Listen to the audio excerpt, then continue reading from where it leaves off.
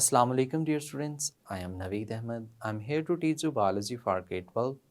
We were discussing chapter number 26 जिसमें हमने different ecosystems को discuss किया. Different इसमें हमने aquatic ecosystem, lithospheric ecosystem, desert ecosystem, tundra ecosystem यानी कि बहुत से ecosystem. Almost we have discussed the 5 major ecosystem in the Pakistan. And overall हमने यहाँ पे एक्वेटिक और लिथोस्फेरिक इकोसिस्टम यानी टर्स्ट्रियल इकोसिस्टम में किस तरह की चेंजेस आती हैं, कौन से फैक्टर्स इन्वॉल्व होते हैं. हमने ये भी देखा कि जो एक लेक इकोसिस्टम है उसके अंदर किस तरह से डिफरेंट जोन्स मौजूद होते हैं. इन तमाम को डिस्कस करने के बाद इस चैप्टर की एक्सरसाइज की बारी आती है. तो अब हमने क्या करना है, एक्सरसाइज को प्रॉपर तरीके से सॉल्व करना है. तो इसको डिस्कस करने के लिए चलते हैं स्क्रीन की तरफ. Students, we are going to discuss the exercise of chapter number 26. अब इसमें क्वेश्चन नंबर 1 है fill in the blanks.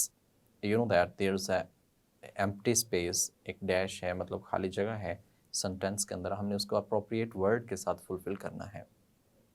Point number 1, water is slower to heat and dash than air. यानी कि इसमें कहा यह गया है कि वाटर जो है इसको हीट करना स्लो होता है मतलब एज़ कम्पेयर टू एयर की बात करें या अदर कंपोनेंट्स की बात करें. एंड डैश देन एयर और स्लो टेम्परेचर देन एयर. यानी कि एयर की अगर निस्बत बात की जाए और बात की जाए वाटर की, तो इनका जो टेम्परेचर होता है वो भी आहिस्ता आहिस्ता चेंज होता है वाटर का एज़ कम्पेयर टू एयर की निस्बत देखा जाए तो. पॉइंट 2 है the distribution of life in lakes depends upon access to dash and to place for attachment. Student, यहाँ पे है कि distribution of life in lakes depend upon access to light, temperature, heat, यानी कि जिसे हम कह सकते हैं लाइट कहाँ तक पेनिट्रेट कर सकती है, कितना टेम्परेचर राइज कर सकती है, कितना उसमें हीट ला सकती है, इस पर डिपेंड करती है. And two place for attachment, और फिर अटैचमेंट के लिए वो प्लेस है या नहीं है उस पर भी डिपेंड करती है. क्वेश्चन 3 है ecosystem on land is also known as terrestrial ecosystem. ज़मीन पर जो मौजूद होता है उसे हम टर्स्ट्रियल इकोसिस्टम भी कह सकते हैं, लिथोस्फेरिक इकोसिस्टम भी कह सकते हैं. पॉइंट नंबर 4 है ecosystem in water is also known as aquatic ecosystem, या फिर हमसे हाइड्रोस्फेरिक इकोसिस्टम के नाम से भी मेंशन करते हैं. क्वेश्चन नंबर 2 है encircle the correct answer from the multiple choice. Multiple choice questions में से आपने करेक्ट आंसर जो है उसको सिलेक्ट करना है. पॉइंट नंबर 1 डिस्कस कर रहा हूँ. द सॉइल और terrestrial ecosystem have some adaptations for animals and plants. Options में है स्पोर्टिंग टिश्यूज, बीटा में है रिटेंशन ऑफ फूड, चार्ली में है टेम्परेचर, डेल्टा में है न्यूट्रिएंट्स. स्टूडेंट्स, क्वेश्चन ये है कि सॉइल या फिर टर्स्ट्रियल इकोसिस्टम में अडेप्टेशंस हैं एनिमल्स और प्लांट्स के लिए, तो कौन सी अडेप्टेशंस हैं. तो स्टूडेंट्स यू नो दैट यहाँ पे स्पोर्टिंग टिश्यूज़ के मतलब हमने डिस्कस किया था कि ये स्पोर्टिंग टिश्यूज़ जो हैं वो एनिमल्स और प्लांट्स में डेवलप होते हैं जब ये एक्वेटिक इन्वायरमेंट से टर्स्ट्रियल इकोसिस्टम के अंदर आते हैं, क्योंकि against gravity they need force. इनको कुछ मतलब फोर्स ऑफ ग्रेविटी है उसके अगेंस्ट इनको कुछ सपोर्ट चाहिए, और ये स्पोर्टिंग टिश्यूज से इनको मिल सकती है. पॉइंट नंबर 2 है most plants fit only into a few ecosystem, which type of plant seems to fit into ecosystem of grassland. यानी कि क्वेश्चन ये है कि ज़्यादातर प्लांट्स जो हैं वो फ्यू इकोसिस्टम के अंदर फिट आते हैं plants, which type of plants जो हैं वो इकोसिस्टम ऑफ ग्रासलैंड में आते हैं. ऑप्शन में है ट्रीज, बीटा में है श्रब्स, चार्ली में है पेरिनियल हर्ब्स, डेल्टा में है एनुअल वीड्स. क्वेश्चन ये है कि ग्रासलैंड इकोसिस्टम में किस तरह के प्लांट्स होंगे, तो उसमें आंसर है पेरिनियल हर्ब्स. पेरिनियल हर्ब्स का मतलब ये जो है ओवरऑल सदाबहार हर्ब्स जिसे हम कहते हैं वहाँ पे मौजूद होती हैं. क्वेश्चन 3 है in which type of ecosystem is the smallest fraction of nutrients present into soil. अब स्मॉलेस्ट फ्रैक्शन ऑफ न्यूट्रिएंट्स किस में, कौन सी ज़मीन के अंदर मौजूद होता है.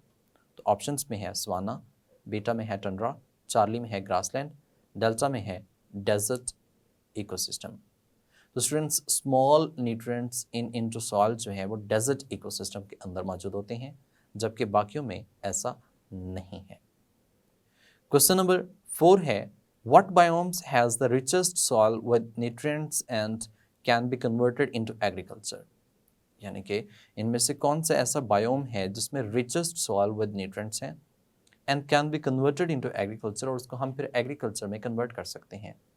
ऑप्शंस में है डिसीडुअस फॉरेस्ट, बीटा में है ट्रॉपिकल रेन फॉरेस्ट, चार्ली में है ग्रासलैंड, डेल्टा में है coniferous forest. Students, correct answer is deciduous forest. कि डिसीडुअस फॉरेस्ट जो होते हैं इनमें रिचेस्ट सॉइल विद न्यूट्रिएंट्स हैं and can be converted into agriculture, और फिर हम इसे एग्रीकल्चर के अंदर कन्वर्ट करते हैं। पॉइंट नंबर 5 है which of the biome has been increased in area of the human activities? Human activities की वजह से कौन सा एरिया जो है वो बहुत ज़्यादा इंक्रीज किया है? Savanna, grassland, desert, coniferous. Students, correct answer है डेजर्ट। डेजर्ट इकोसिस्टम जो है ये ह्यूमन एक्टिविटीज़ की वजह से इंक्रीज कर रहा है, as we have discussed in Sahel condition South Africa में जो मौजूद है।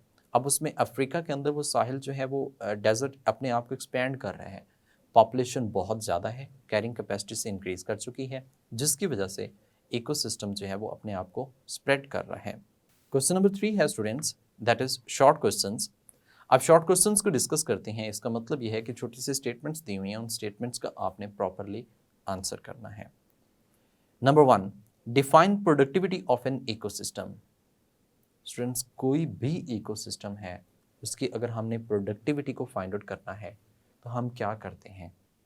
कार्बन डाइऑक्साइड की कंजम्पशन जो कि फोटोसिंथेसिस में यूटिलाइज हो रही है, ऑक्सीजन की प्रोडक्शन इसको देखते हैं, या फिर इंक्रीज इन बायोमास, उस इकोसिस्टम में बायोमास कितना बढ़ रहा है, इंक्रीज हो रहा है। इन तीनों को कैलकुलेट करके हम किसी भी इकोसिस्टम की प्रोडक्टिविटी को फाइंड आउट कर सकते हैं। How we can write answer? In the production of biomass in a unit time, it is indicated by consumption of carbon dioxide and evolution of oxygen in the process of photosynthesis. The productivity of aquatic ecosystem is basically determined by the light and nutrients. It can be MCQs too कि productivity किस पर depend करती है, तो वो light और nutrients के ऊपर डिपेंड करती है। सो यहाँ पे हम करेक्टली आंसर लिख सकते हैं कि addition of biomass, consumption of carbon dioxide, evolution of oxygen, इसके ऊपर बेस करती है। इसको हम कैलकुलेट करके प्रोडक्टिविटी को कैलकुलेट कर सकते हैं। क्वेश्चन नंबर 2 है list 4 adaptations in plants and animals for terrestrial ecosystem. मतलब टर्स्ट्रियल इकोसिस्टम के अंदर 4 ऐसी कौन सी एडेप्टेशंस हैं जो उनके अंदर मौजूद होती हैं for to survive in terrestrial और lithospheric ecosystem. Number 1, they have developed supporting tissues in the form of vascular bundles. Plants में supporting tissues in the form of vascular bundles develop हो चुके हैं। Number 2, they have stomata for the absorption of carbon dioxide. Stomata मौजूद होते हैं जिसमें उन्होंने carbon dioxide को एब्जॉर्ब करना होता है। Number 3, they have roots for anchorage and absorption of water. Water और इसकी एब्जॉर्प्शन और एंकरेज के लिए इनके अंदर रूट्स मौजूद होती हैं। Number 4, they surface of leaves and stem is covered by wax. Leaves और स्टेम की जो सरफेस होती है वो वैक्स से कवर्ड होती है। It reduce the loss of water, ये वाटर लॉस ऑफ वाटर को भी क्या कर देते हैं, रिड्यूस कर देते हैं। स्टूडेंट्स, क्वेश्चन नंबर 3 है, इसमें यानी कि हमने 4 पॉइंट्स डिस्कस किए हैं जिसमें हमने ये कहा कि 4 adaptation in plants and animals for terrestrial ecosystem. Number 1 हमने कहा स्पोर्टिंग टिश्यू, नंबर 2 हमने कहा स्टोमेटा, नंबर 3 हमने कहा कि रूट्स हैं for anchorage and absorption of the water. Number 4 पे है हम कहते हैं surface of leaves and stem जो है वो वैक्स से कवर्ड होती है और लॉस ऑफ वाटर से उसको प्रिवेंट करती है। स्टूडेंट्स, आप एनिमल्स में भी डिस्कस कर सकते हैं। लाइक दैट एनिमल्स की अगर हम बात करते हैं तो एनिमल्स में जो स्पोर्ट के लिए क्या डेवलप हो चुका है, स्केलेटल सिस्टम है, जबकि वाटर लॉस के लिए हम जानते हैं कि हमारे अंदर ऑस्मो रेगुलेटरी मैकेनिज्म मौजूद है, होम्योस्टैटिक मैकेनिज्म। फिर हम ये भी कह सकते हैं कि उसमें किडनीज जो हैं वो हाईली डेवलप्ड हैं ऑर्गेनिजम्स के अंदर कि वो इस पर बेस कर सकती हैं। कुछ एनिमल्स ऐसे भी हैं जो कि डिहाइड्रेशन को बियर करते हैं एनहाइड्रोबायोसिस की कंडीशन में। हमारी बॉडी के ऊपर डेड सेल्स हैं जो कि वाटर को वाटर लॉस को प्रिवेंट करने में इन्वॉल्व होते हैं। तो डिफरेंट तरह से अडेप्टेशंस एनिमल्स में भी एग्जिस्ट कर सकती हैं। क्वेश्चन नंबर 3 है name 3 zones in lake ecosystem. Students, lake ecosystem में कौन कौन से जोन्स हैं? वी नो दैट कि हमने लेक इकोसिस्टम को 3 जोन्स के अंदर डिवाइड किया हुआ है। पहला जोन है limnetic zone, littoral zone and profundal zone. Students you know that littoral zone जो होता है वो होता है किनारे के करीब, नियर शोर। लिम्नेटिक जोन ओपन वाटर में, अपर वाटर में मौजूद होता है, जबकि प्रोफंडल जोन जो होता है वो लोअर वाटर के अंदर एग्जिस्ट करता है, जहाँ पे लाइट एग्जिस्ट नहीं करती। स्टूडेंट जब आप शॉर्ट क्वेश्चन लिखते हैं तो आप तीनों को लिटिल बिट एक्सप्लेन भी साथ में ज़रूर करेंगे। क्वेश्चन नंबर 4 है, how many biomes are present in the world, name only 5 of them. दुनिया में कितने बायोम मौजूद हैं, उनमें से 5 के आपने नाम लिखने हैं। Students, you know that there is a major 6 major biomes, terrestrial biomes are existing in this world. Number 1, forest. Number 2, grassland ecosystem. Number 3, woodland. Number 4, shrubland. Number 5, semi-desert land. Number 6, desert land. तो there is a 6 major types जो हैं वो यहाँ पे हम biome की कहते हैं कि पूरी दुनिया में एग्जिस्ट कर रही होती हैं। क्वेश्चन नंबर 5 है, give the names of some major ecosystem on land in Pakistan. Pakistan की बात करें तो हमने कौन कौन से मेजर इकोसिस्टम्स को डिस्कस किया है। Number 1, temperate deciduous forest, coniferous alpine and boreal forest, जबकि ग्रासलैंड इकोसिस्टम, डेजर्ट इकोसिस्टम और same as tundra ecosystem. These are the different types of ecosystem which are present in Pakistan. We have discussed in detail कि ये कौन से हैं, किस तरह से हैं, किन रीजन्स में मौजूद होते हैं, पाकिस्तान के अंदर कौन कौन से रीजन्स के अंदर एग्जिस्ट करते हैं, ये सब हम डिस्कस कर चुके हैं। स्टूडेंट्स इस चैप्टर को आपने just only short questions MCQs के लिहाज से प्रिपेयर करना है। There is no any long question can be asked in this chapter, क्योंकि पेपर में ऐसा कोई लॉन्ग क्वेश्चन इस चैप्टर से रिलेटेड नहीं आता। जी स्टूडेंट्स, उम्मीद करता हूँ कि आप ये बात समझ चुके हैं कि इसमें तो बहुत से शॉर्ट क्वेश्चन आ सकते हैं। लाइक दैट जो हमने एक्सरसाइज में डिस्कस किए हैं ये तो बहुत ही अहमियत के हामिल हैं। एमसीक्यूज, शॉर्ट क्वेश्चंस, और इसमें जो हमने डिस्कस किए हैं फिल इन द ब्लैंक्स, वो भी एक एमसीक्यू की फॉर्म में कन्वर्ट किए जा सकते हैं। तो स्टूडेंट इस चैप्टर में से सिर्फ शॉर्ट क्वेश्चन हैं और एमसीक्यू आने हैं। आपको मैं टिप बताता चला जाऊँ, इस चैप्टर में से चंद एक सिलेक्टिव क्वेश्चंस कर लें, वही पेपर में आते हैं। लेकिन वैसे आपने अपने टू बी सेफ साइड आपने सारे करने हैं।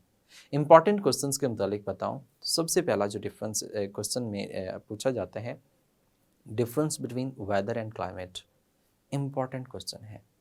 सेकंड इसमें क्वेश्चन है प्रोडक्टिविटी, यानी कि एक्वेटिक इकोसिस्टम में हमने कहा कि हम प्रोडक्टिविटी कैसे कैलकुलेट कर सकते हैं, इंपॉर्टेंट शॉर्ट क्वेश्चन है। नेक्स्ट है डिफरेंट जोन्स। अब ये जोन्स कैसे हैं, कौन से ऑर्गेनिज्म हैं, किस तरह से हैं, कैसी वहाँ तक लाइट पहुँचती है नहीं पहुँचती, ये जो हैं शॉर्ट क्वेश्चन में पूछा जा सकता है। एमसीक्यूज में पूछा जाता है कि लाइट कहाँ तक पेनिट्रेट कर सकती है एक्वेटिक इकोसिस्टम में, तो 600 feet. It is very very important MCQ. और सेम ये भी पूछा जाता है शॉर्ट क्वेश्चन में, फाइटोप्लैंक्टन्स क्या होते हैं, इंपॉर्टेंट शॉर्ट क्वेश्चन है। स्टूडेंट्स इससे नेक्स्ट हम बात करें तो टर्रेस्ट्रियल इकोसिस्टम की बात करते हैं, तो उसमें ये क्वेश्चन आता है कि टर्रेस्ट्रियल इकोसिस्टम, लिथोस्फेरिक इकोसिस्टम होता क्या है, कौन कौन सी प्रॉपर्टीज़ इसमें काउंट होती हैं। इसके बाद जो है वो इसमें जो आ जाता है पाकिस्तान के डिफरेंट रीजन्स, एक टेबल बना हुआ है। स्टूडेंट्स इस टेबल में जो बताया गया ना कि इन रीजन्स में ये रीजन्स मौजूद हैं, ये इकोसिस्टम मौजूद हैं, इसमें से तो हमेशा एक एमसीक्यू पिक करता है। और शॉर्ट क्वेश्चन भी हो सकता है कि पाकिस्तान में जो 5 मेजर इकोसिस्टम है वो कौन से, उनका लिस्ट करें, जैसे कि हमने एक्सरसाइज में भी डिस्कस किया। सेम नेक्स्ट जो हर एक इकोसिस्टम है उसमें जो रेनफॉल की वैल्यू है एमसीक्यू के लिहाज से बहुत इंपॉर्टेंट है। ह्यूमन इम्पैक्ट जो उस इकोसिस्टम पे पड़ता है ये भी एमसीक्यू के लिहाज से बहुत इंपॉर्टेंट है। स्टूडेंट्स जब हम बात करते हैं ग्रासलैंड इकोसिस्टम की तो उसमें वो जो प्रेरीज हैं, सवाना है, लेयरिंग करेक्टरिस्टिक है, इंपॉर्टेंट शॉर्ट क्वेश्चन है। थर और थल में डिफरेंस, इंपॉर्टेंट शॉर्ट क्वेश्चन। साहिल का जो एरिया है, important short question. Tundra ecosystem में किस तरह के एक्वेटिक एनिमल्स और प्लांट्स मौजूद हैं, ये भी इंपॉर्टेंट शॉर्ट क्वेश्चन हो सकता है। तो स्टूडेंट्स सर्टन शॉर्ट क्वेश्चन जो हैं वो इसमें बड़े हॉट पॉइंट हैं जो मैंने अभी आपको गिनवाए हैं। बाकी जो है उसमें नेम आ जाते हैं प्लांट्स के, एनिमल्स के, लिटिल बिट डिफ़िकल्ट, बट आप ट्राई करें, आप अंडरस्टैंड कर सकते हैं। लेकिन ये चंद एक शॉर्ट क्वेश्चन जो मैंने आपको एनलिस्ट किए हैं और जो एक्सरसाइज में है, ये मस्ट लाजमी है कि आपने इनको याद करना है और इन्हीं में से क्वेश्चंस मोस्टली पूछे जाते हैं। स्टूडेंट्स मिलते हैं नेक्स्ट चैप्टर में, तब तक के लिए मुझे इजाज़त दें, अपना ख्याल रखिएगा, अल्लाह हाफिज़।